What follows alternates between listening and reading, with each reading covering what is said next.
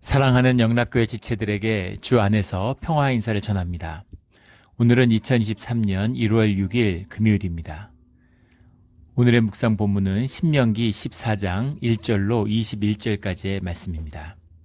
오늘 본문 말씀 14장 1절부터의 말씀은 이렇게 시작합니다. 너희는 너희 하나님 여호와의 자녀이니 죽은 자를 위하여 자기 몸을 베지 말며 눈썹 사이에 이마 위에 털을 밀지 말라. 금지된 애도법에 대한 말씀이죠. 오늘 본문 말씀에 나오는 이 애도에 대한 금지법과 그 다음에 부정한 짐승, 정한 짐승을 나누는 그런 규례에 대한 것입니다. 그 말씀의 의미를 깨달는 것이 중요하겠죠. 이것을 가르는 가장 중요한 하지 마라 하는 것을 가르는 가장 중요한 기준은 바로 너희는 너희 하나님 여호와의 자녀이니 라는 이 말씀에 정리되는 거죠. 주의 자녀이기 때문에 주의 자녀라면 이렇게 해야 된다, 이런 말씀입니다. 2절에 보면 너는 내 하나님 여호와의 성민이라. 여호와의 성민, 여호와의 자녀. 여호와의 자녀라는 것은 주님과의 관계와 밀접히 이제 중심을 두는 것이죠. 거기에 이제 가중치를 두는 것입니다. 너는 주의 자녀다. 주님과 나는 어떤 관계인가라는 것을 말씀하고 있는 거죠. 근데 주의 성민이다라고 할 때는 세상과 구별되었다. 세상 사람과 구별되어서 주님의 부름을 받았다라는 뜻이 강조되고 있는 거죠. 우리는 여호와의 성민이고 여호와의 자녀입니다. 그래서 그 무엇으로 구별되는가, 세상과 구별되는 기준을 주님이 말씀하고 있는 것입니다. 이 말씀의 뜻을 깊이 깨달아 아는 우리 모두가 되기를 주의 이름으로 축원합니다. 죽은 자를 위하여 자기 몸을 베지 말며, 벤다라고 해석했는데 말 그대로 본문에 보면 티트 고더두라는 말이에요. 티트 고더두라는 말인데, 티트 고더두라는 말이 이제 자른다, 영어로 하면 컷입니다. 로라는 건 금지죠. don't, do not cut 이거죠. 자르지 마라. 이걸 자르지 말라라고 했는데 자기 몸에 상처 내는 걸 말하는 거죠. 몸에 상처를 내고 채찍으로 몸을 때리고 이런 것, 슬픔과 아픔을 표현하기 위해서 스스로를 학대하고 고통받게 하는 것, 이런 것이 뭐 동서고금을 막론하고 어느 문화에나 다 있죠. 자신을 스스로 학대함으로써 신의 긍휼함을 얻는 그런 방법입니다. 그런데 특히 이제 깊은 슬픔을 느낄 때 자기 자신을 막 학대하는 거죠. 깊은 문화의 저류에 그것이 흐르고 있어요. 우리 예전에 그 유교의 그런 주자 가래 이런 거에 따라서 3년상을 지냈죠. 부모 묘지 옆에서 이렇게 움막을 치고 3년을 사는 겁니다. 정말 얼마나 엄청나고 힘든 삶이었겠어요. 겨울에 또 여름에 막 뭐 폭우가 오고 겨울에 춥고 연교초가 60도에 달하는 한반도에서 3년상을 지낸다는 게 보통 일이 아니었을 거예요. 그것은 이제 기본에 깔려 있는 것이 자녀는 부모를 앞세운 죄인이라는 것이죠. 자연스러운 생명의 섭리인데 그것을 제 자책감으로 나 때문에 부모님이 돌아가셨다는 스스로를 벌주는 것이죠. 그런 식으로 그 슬픔에서 벗어나는 겁니다.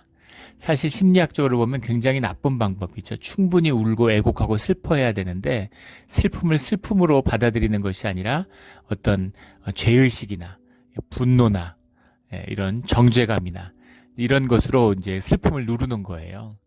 그러면 잠깐은 그 슬픔을 이겨낼 수 있고 슬픔을 이겨내는데 도움이 되는 것 같지만 이제 길게 짚보면은 그것이 결국은 우리를 무기력하게 만들고 우리를 삶의 능력을 꺾어버리는 그런 굉장히 안 좋은 기제입니다. 또 마귀가 만든 것 같아요, 정말. 충분히 슬퍼하고 애곡하고 동시에 뒤에 나오는 눈썹 사이 이마 위에 털을 밀지 말라.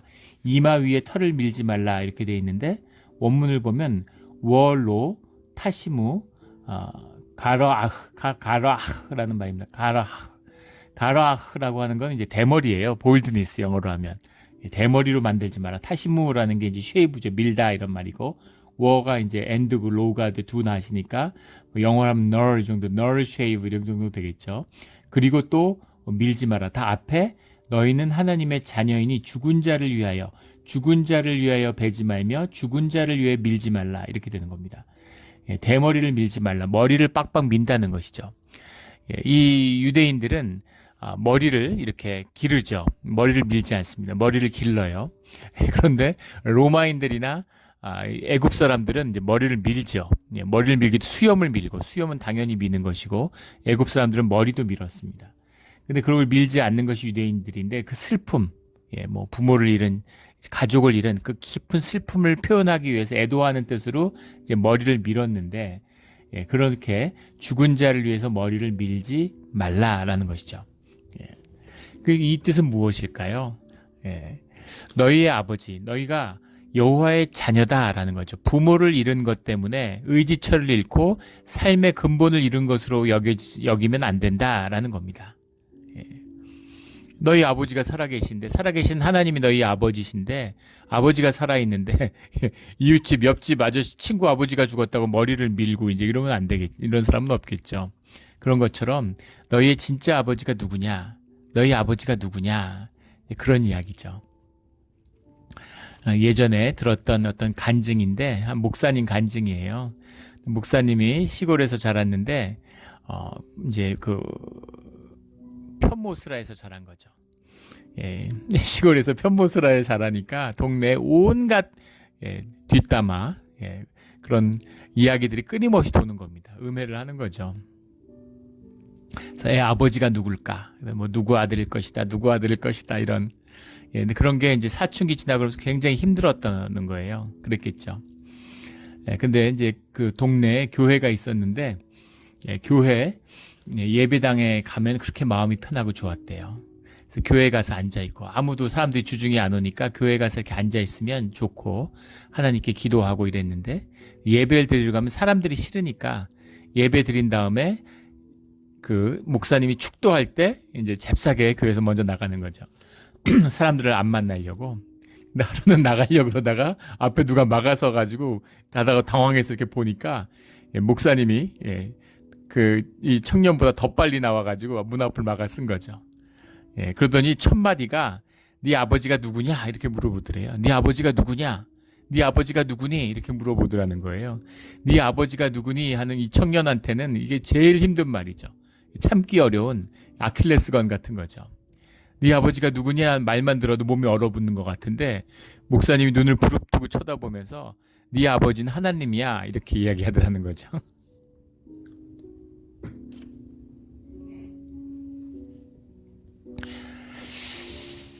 아버지가 하나님이죠. 근데 그 말을 듣는 순간 모든 삶의 묶임이, 아픔이 다 풀어졌다, 이런 간증을 들은 기억이 납니다. 내 아버지가 누구인가를 아는 것이 아주 중요한 것이죠. 그래서 그 육신의 아버지가 죽었다고 해서 자기 몸을 막 학대하고 머리 막 빡빡 밀고 이러지 말라는 겁니다. 무덤가에 가서 묘지기 같은 거 하고 3년 동안 3년상 하고 이런 거 하지 말라는 거예요.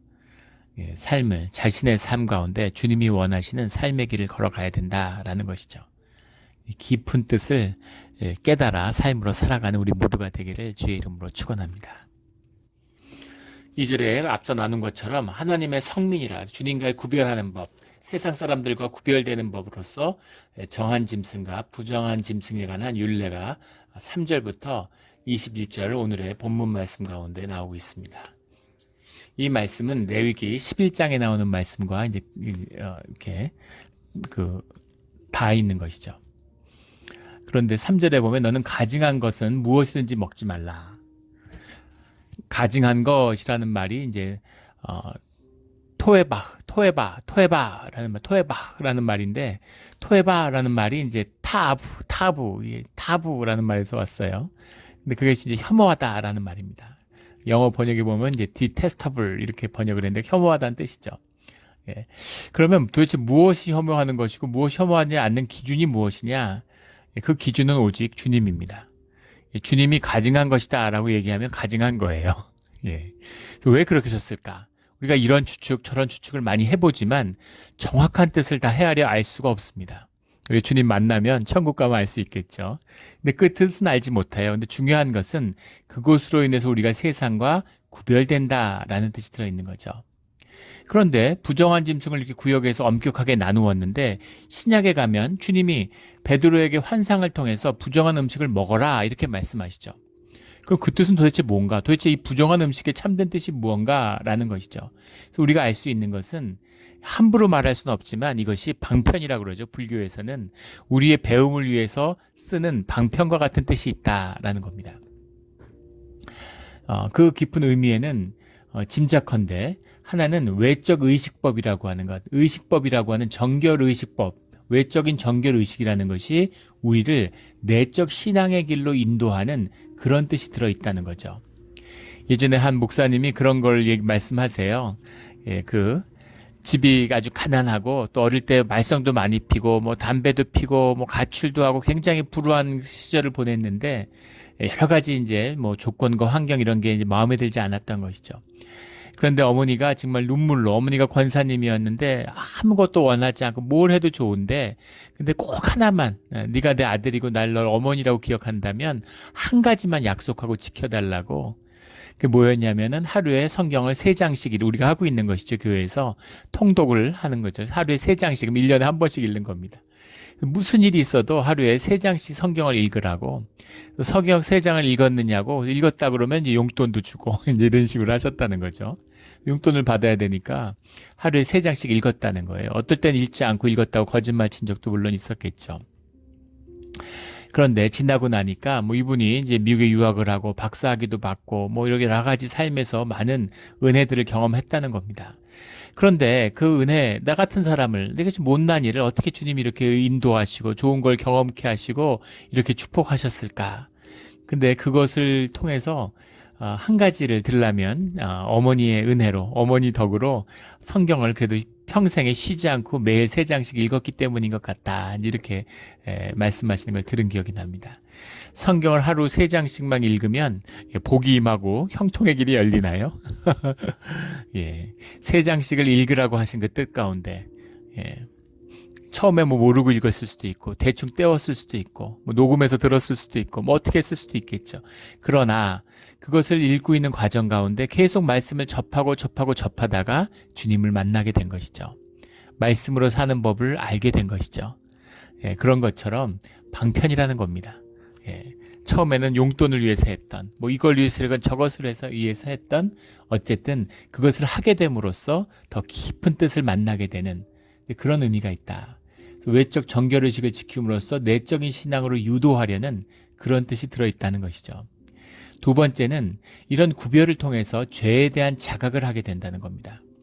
도대체 가증한 것이 뭐고 도대체 가증한 이유가 뭐냐 알 수 없지만 가증한 것과 가증한 것을 아는 것을 나누려고 하는, 거기서 죄에 대한, 죄를 센스하는, 죄를 깊이 느끼면서 죄를 짓지 않고 주님의 뜻에 따라 살아가려고 하는 그런 의식과 자각을 갖게 된다는 거죠.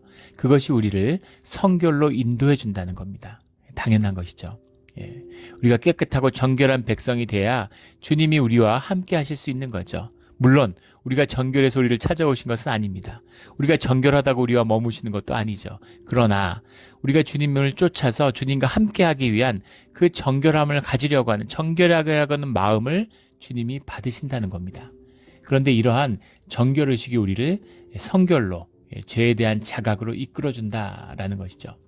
세 번째는 이것이 우리를 세상과 구별하게 해준다는 겁니다. 세상에 섞여 살고 세상 사람들과 함께 살아가는데 뭐 먹고 마시고 같이 웃고 떠들고 같이 섞여 살아가는데 어떻게 세상에 섞이지 않을 수 있겠어요? 근데 세상과 구별되는 것으로 인해서, 이 세상과의 구별로 인해서 우리가 주님께 구별된 성민이라는 것을, 구별된 백성이라고 하는 것을 우리가 자각할 수 있다라는 그런 도움을 준다는 것이죠. 그러나 더 중요한 것은 이 모든 것은 살아계신 주님을 만나고 주님과 교제하기 위한, 진정한 신앙의 길로 우리를 인도하기 위한 방편과 같다. 몽학교사라는 말씀이 나오지, 신약에 보면. 초등학생 때 가리키는 거하고 중학생 가리키는, 고등학생 가리키는 게 다 다르잖아요. 저희 어릴 때 이제 피아노를 배웠는데, 어릴 땐 그림 그리는 걸 그렇게 좋아했어요.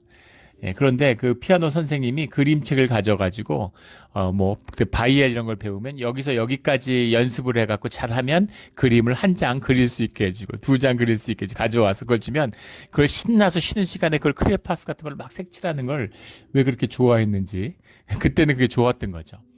중요한 건 그림을 그리는 것이 아니라 피아노를 배우는 것이었지만 피아노를 배우게 하기 위해서 그림을 그리게 해준 것이죠. 무슨 말씀인지 아시죠? 그런 방편, 몽학 선생과 같은 그런 것이 이런 구약의 정결의식이었다라는 겁니다. 이것이 히브리의 백성을 가나안에서 지켜주는, 히브리 사람들이 노예로 살았어요.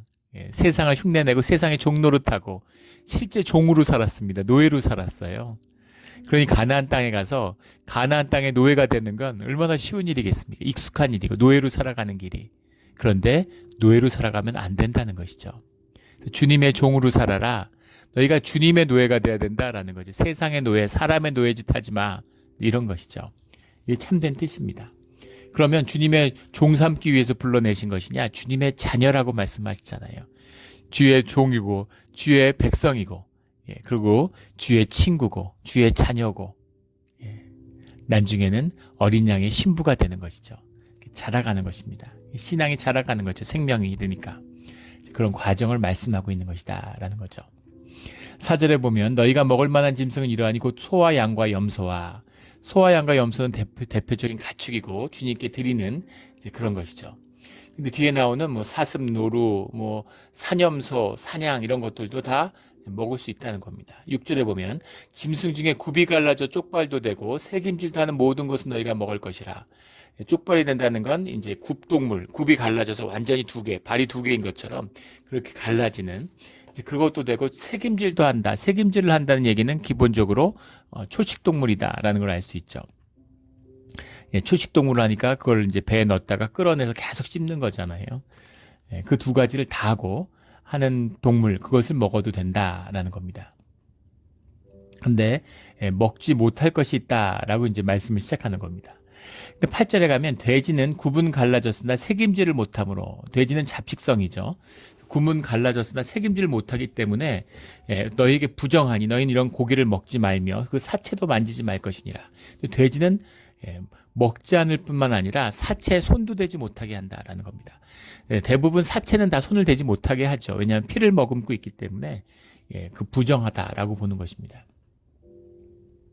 그런데 돼지에 대한 것을 특별히 강조하고 있어요. 그리고 이 말씀이 중요한 것은 지금도 유대인은 돼지고기를 먹지 않는다는 겁니다. 뿐 아니라 이 말씀에 성경의 영향을 받아서 이슬람도 돼지를 먹지 않죠. 이슬람은 마호멧을 이제 마지막 선지자로 본다는 점, 그리고 예수님의 그리스도됨을 모른다는 점에서 이제 다른 것이지 성경을 기본적으로 자신들의 텍스트로 여기죠. 코란만 있는 게 아니라 이슬람들이 성경을 열심히 읽습니다. 성경의 말씀을 율법적으로 가장 잘 지키는 게 사실 유대인보다 더 엄격히 지키는 게 이슬람들이죠. 그런데 11조도 더 철저히 하고 돼지고기 아예 안 먹어요. 근데 돼지를 왜 먹지 않을까? 에 대한 많은 문화 인류학적인 해석들이 있습니다. 돼지에 대한 터부는 동서고금을 막론하고 어디나 있어요. 서구도 다 있었고, 종교로 터부가 있든지, 우리나라도 그렇죠. 돼지가 이제 그 한약하고 먹으면 몸에 안 좋다, 이런 얘기도 있고, 돼지하고 고기하고 뭐하고 같이 먹으면 안 된다, 이런 여러 가지 터부들이 많죠. 그 돼지를 못 먹게 하는, 영국도 같은 데도 그렇고 일본 같은 데도 중세 때 돼지 키우다 걸리면은 목숨을 잃었습니다. 왜 돼지를 못 키우게 했을까? 온갖 더럽다는 오명을 쓰고 있는데 돼지의 가장 큰 문제는 자기가 먹는 것보다 고기를 덜 내놓는다는 게 문제예요. 잡식성이기 때문에 곡식을 먹는다는 게 문제입니다. 그래서 돼지라는 것, 우리 제주도 같은 데 옛날에 보면 그걸 이제 이 재래식 화장실에, 지금도 제주도에 그런 데 있죠. 재래식 화장실에 똥식간이라고 그러죠. 거기다가 이제 돼지를 키우잖아요. 돼지가 똥을 먹고 자라는 거죠. 돼지가 그래서 먹는 걸 많이 먹는데, 돼지는 문제는 가죽을 내놓지 않아요. 소하고 비교해보면 소는 일도 하잖아요. 뿔도 내놓고 가죽도 내놓습니다. 근데 그 풀을 먹죠. 근데 돼지는 사람과 같이 곡식을 먹으면서 또 고기도 먹어요. 돼지가 사실은 육식도 합니다. 그런데 자기가 먹는 것보다 훨씬 적은 칼로리를 내놓는다는 거죠. 그러니까 돼지를 먹는다는 건 인류의 생존에 큰 위협입니다. 그럼 왜 돼지가 계속 터부가 됐을까? 돼지고기의 가장 큰 강점은 돼지가 맛있다는 것이죠.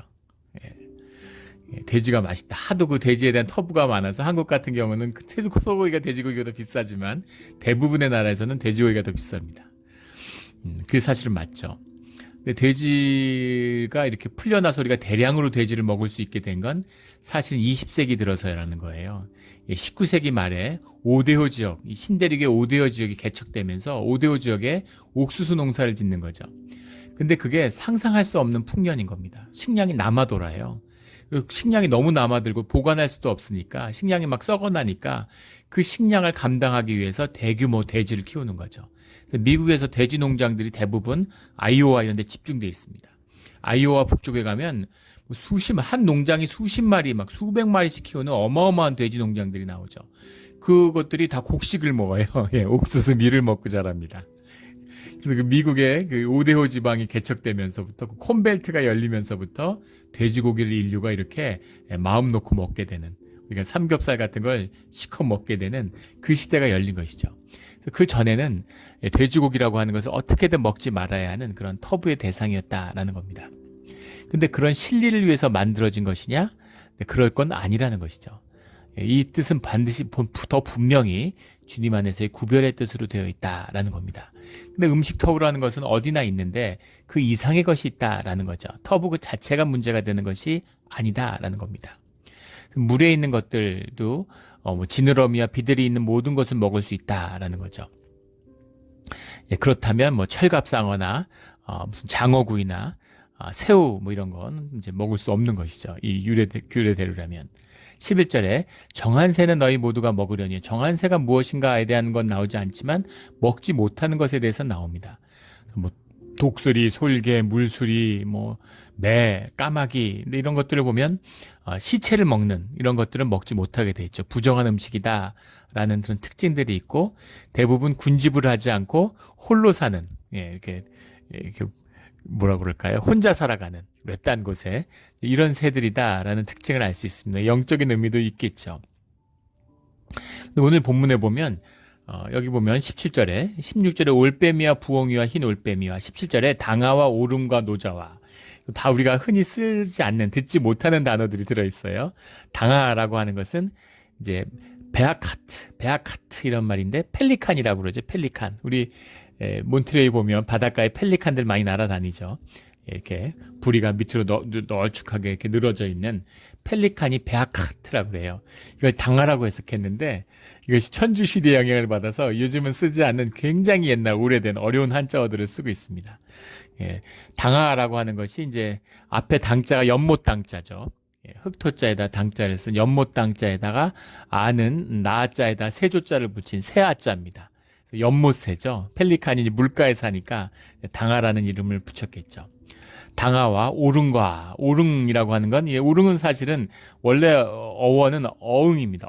어흥이 이제 독수리를 말하는 것이죠. 아마 물고기를 잡아먹는 걸 봐서 그런지 어흥이라고 줬는데 매응자예요. 응자는 매응자. 굉장히 어려운 한자입니다. 이제 어흥이라는 것이 우리말에서 어흥이 오다가 오릉이 된 것이죠. 오릉이라고도 부르는데 하카마흐라는 말이죠. 하카마흐. carry on vulture. 영어 번역 성경에 보면 carry on vulture 이렇게 해석을 했어요. 새끼 독수리다 이렇게 해석을 하고 매일 수도 있고, 그러니까 맹금류인 거죠. 독수리과에 속한 이제 그런 이제 새입니다. 오름과 노자라는 것도 이것도 굉장히 오래된 표현인데 노자라고도 하고 우리말에 노자씨라고도 하죠. 샬락이죠. 샬락이라고 하는 말인데 가마우지예요. 코모런트라고 하는, 영어로 하면 가마우지새. 왜 이렇게 중국에는 다큐멘터리 같은 데 보면 양자강 이런 데서 가마우지로 이제 목에다 이렇게 걸어 가지고 시커멓게 생겨서 꼭 백조같이 생겼는데 색이 검은색이죠. 목에다 밧줄을 걸어 가지고 이렇게 새를 먹으면 줄을 당겨서 이제 물고기를 토하게 하는 이제 그런 낚시하는 모습, 이런 데 보면 중국 같은 데 가면 가마우지가 이제 흔히 보입니다. 근데 그것을 이제 노자라고 해석했는데 우리 노자에다가 세조자를 붙인 가마우지 노자예요. 이 노자에만 쓰이는 말입니다. 그 자자도 가마우지 자자인데 거물 현자에다가 밑에 세조자를 붙여서 검은새다 이런 뜻이겠죠. 그래서 노자라는 굉장히 다 옛날식 한자를 쓰고 있습니다. 그냥 가마우주라고 쓰면 더 나을 것 같은데 펠리칸이라고 그 번역을 왜 이렇게 했지 모르겠습니다. 18절에 학가 황새 종류와 대승과 박쥐며 대승이라는 것도 이제 이걸 후투티라고 그러죠. 오디세라고 부르는 우리말에서 오디세, 오디밭에서 이 후투티가 오디를 좋아한다 그러죠. 오디밭에 자주 있어서 오디세라고 부르는 겁니다. 근데 이걸 대승이라고 한자어로 붙였는데 대승이라고 하는 것이 이제 대는 뭐 남부여대 할 때 일대 무엇을 이렇게 짊어진다 할 때 일대자입니다. 짊어졌다 이런 말이고 승자는 우리 뭐 승리한다 할 때 이길 승자죠. 그 대승 승리를 이렇게 일머졌다. 여러 가지 해석이 있습니다. 머리가 관을 쓴 것처럼 머리에 털이 많죠. 머리에 털이 많아요. 그래서 그 관을 쓴 것 같은 승리자의 의미가 있기 때문에 이렇게 붙였다라는 해석도 있고, 또 날아오르는 힘차고 높이 날아오르기 때문에 그 기운이 세서 그래서 대승이라고 붙였다. 대승조다. 뭐 이렇게 붙였다. 이런 말도 있는데 이 오디세의 다른 또 명칭이 한자어가 격등계라는 말이 있습니다.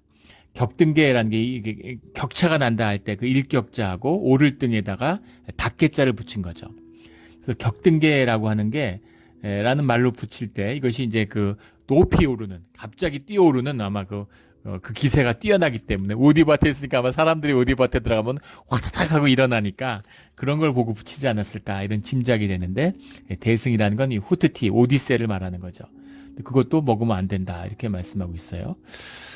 박쥐며 19절에 또 날기도 하고 기어다니기도 하는 것은 너희에게 부정하니 너희는 먹지 말 것이다. 대표적인 것이 이제 박쥐죠.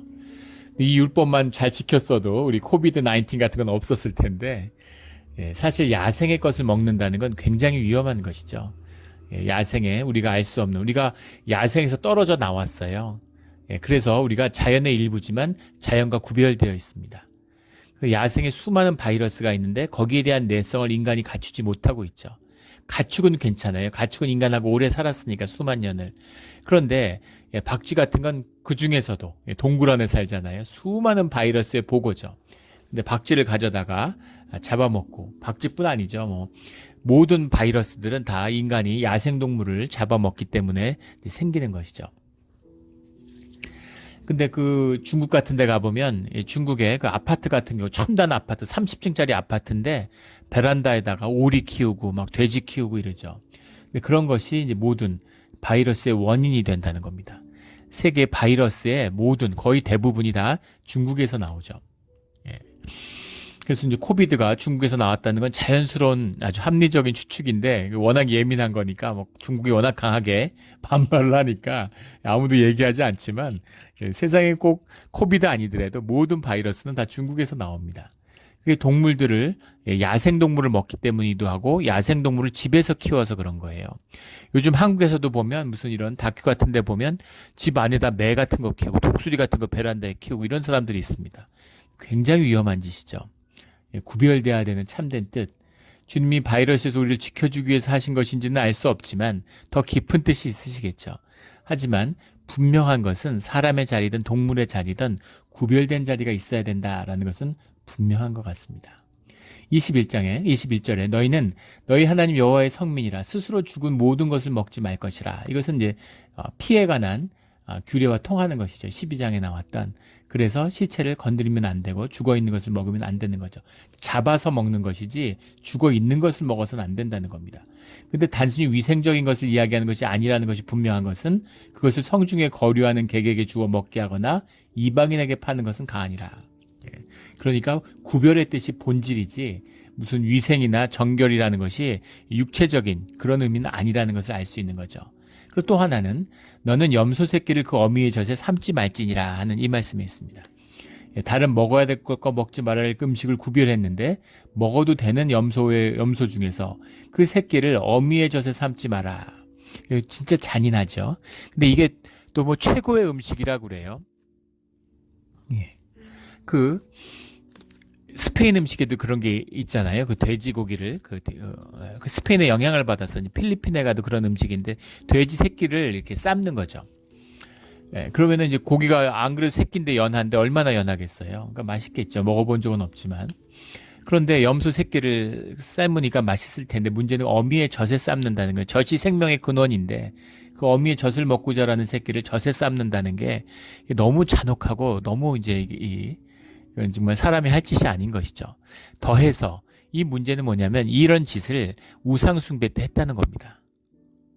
우상숭배 때 우상숭배의 예물로 염소 새끼를 염소 젖에 삶았다는 거예요. 우상의 본질이 무엇인지를 보여주는 것이죠. 결국 내게 좋은 것, 내 육을 채우는 것, 내가 만족스럽고 내가 좋은 것, 이것이 내가 만든 우상의 본질이라는 것이죠. 그래서 악해지는 겁니다. 우상을 섬기면 악해져요. 우상을 섬기면 그 본질이 욕심과 정욕인데 그러니까 결국은 음란해지는 것이죠. 결국은 더러워지는 것입니다. 이거 본질이에요. 이런 짓은 하지 말아라. 염소 새끼를 먹이고 염소 새끼를 바치라 그러니까 우상 숭배하는 걸 보고 와가지고 또 재단에 염소 새끼 젖에 삶아 갖고 오고 이런 짓 하면 안 돼. 초등학생, 국민학교 유치원 생활 이거 하지 마 이런 거. 신발 벗는 것 내가 배워야 할 것은 유치원에서 다 배웠다 이런 것처럼 그런 책이 있었죠 예전에. 정말 중요한 건 유치원에 배우잖아요. 양치질 해야 돼. 남의 거에 남한테 피해 주면 안 돼.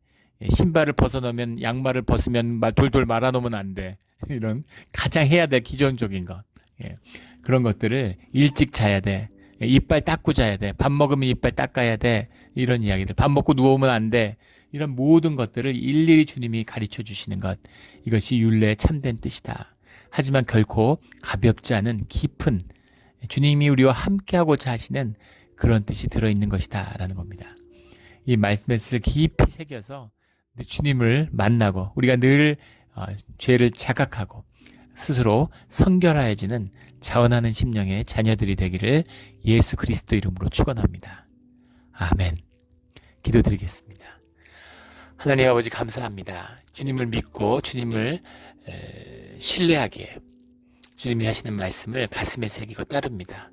말씀의 뜻을 다 헤아릴 수 없지만 우리가 말씀의 뜻을 짐작할 필요도 없지만 그 말씀이 옳고 우리에게 참된 것임을 믿기에 주님의 말씀을 따라 살 때, 말씀을 정말 삶으로 살 때 말씀의 참된 뜻을 깨달아 아는 그런 우리의 삶의 자리가 되게 하여 주시옵소서. 감사하며 예수 그리스도 이름으로 기도드렸습니다. 아멘.